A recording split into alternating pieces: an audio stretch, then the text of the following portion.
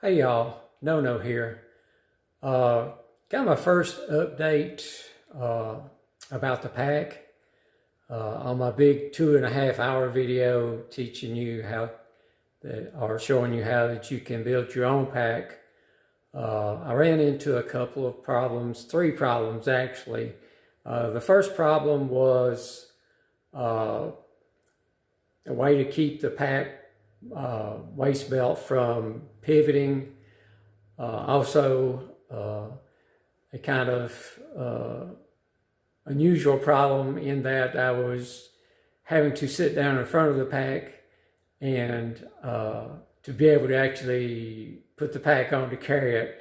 And the third was to come up with a way to carry things that I would have put on my shoulder strap belts in the past, but since there's no shoulder strap belts, coming up with a way to carry those things without the shoulder straps. So I think I've come up with solutions for the first 2 problems. I'm still working on the third one. So here is the solution to the first one. So you may notice that my pack looks quite a bit different than the last video where I gave the instructions on how to build your own pack. As you can see, I had to completely disassemble it. But just to focus on the main problem to start with, if you recall, the problem was that the hip belt just pivots on this piece of pipe that it's mounted to. And so my solution for that problem was to put an additional piece in between here and here, which is where these upright pieces were formerly connected. Now, the reason I had to completely disassemble the thing to put this piece in there was that I had to be able to get in between these 2 uprights.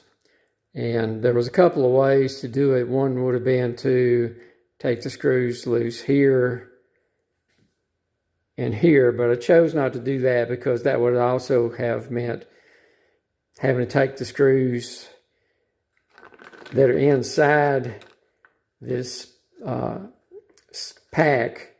I would have had to take them loose too, and I didn't want to do that. So instead I chose to take the screws loose here,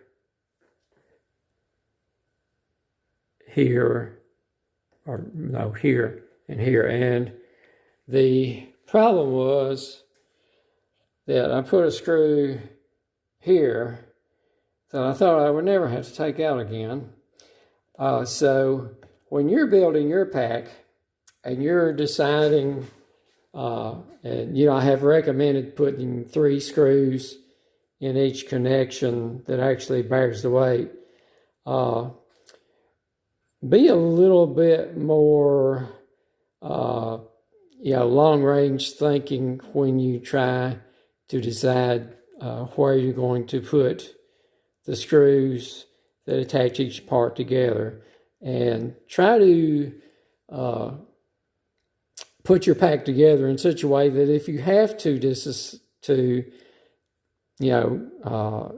take some screws loose, that you can be able to get to them easily. It's kind of like the way the car manufacturers build cars. They build cars the easiest way to assemble them, but they never give much thought to, having to change the spark plugs and things like that. So just choose where you put your screws as wisely as you can.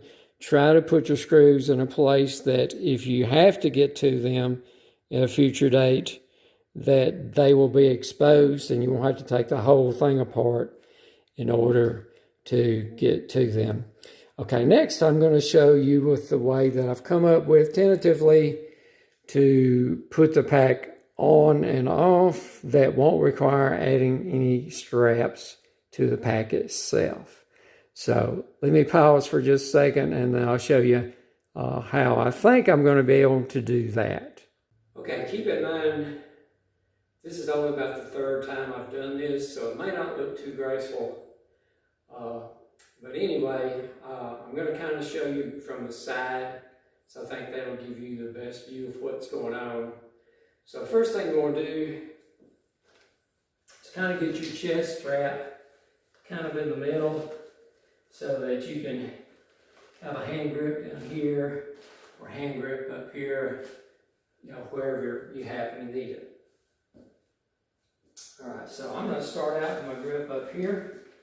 Kind of bend down as low as I can. And I'm just going to kind of slide it up or along our body. And then bend over. And carefully bring it up a little more.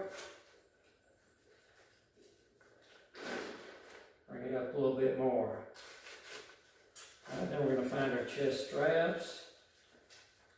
I'm going to slide them down to just above the hip belt.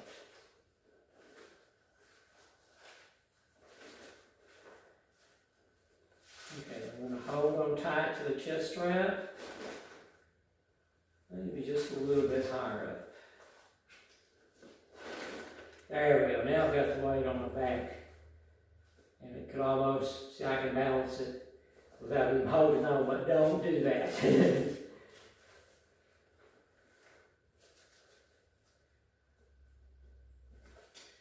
we're going to cinch it around our chest as tight so we can get it to go.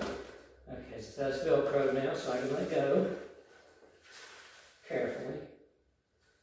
All right, and now I'm going to take my waist belt, snap it closed. Then I'm going to cinch the waist belt as tight as I can stand it. Because when I straighten it up, it's going to loosen. All right, that feels pretty good. And then that feels just about right. Now, readjust my chest strap.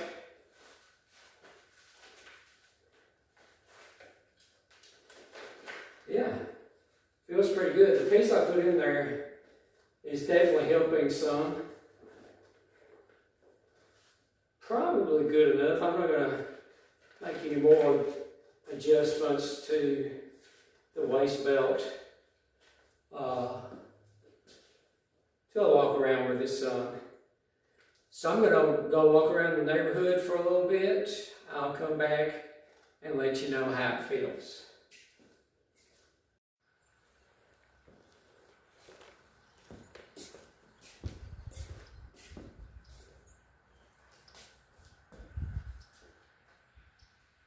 Okay, so that felt pretty good. Felt good and steady. I may need to add a little bit more padding to my waist belt. I'm definitely feeling more weight on my waist now that I'm not putting any weight on my shoulders. So I think that's going to be 2 out of 3 problems solved. Still have to figure out what I'm going to do with this. Probably it's going to end up on here somehow, but plenty of time to solve that problem. Okay, so now for the dismount. It's pretty much the same procedure as putting it on, except in the opposite direction. So we're going to start by bending over quite a ways. And then we're going to loosen the hip belt first.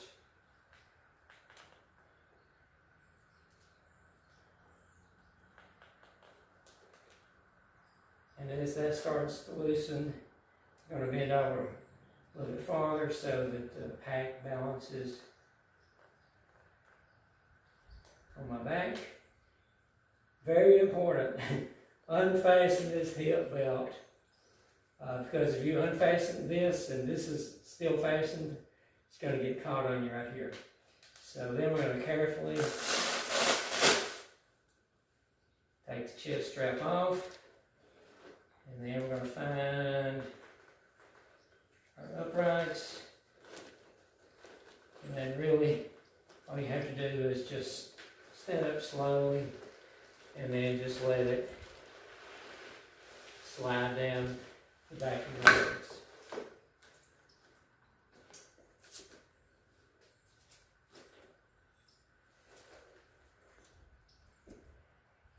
So that's had about 27 pounds in the pack.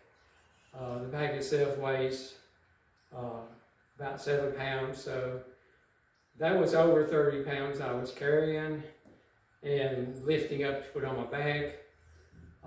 So I think with some practice I'm going to be able to manage putting it on and off that way instead of having to sit down in front of it.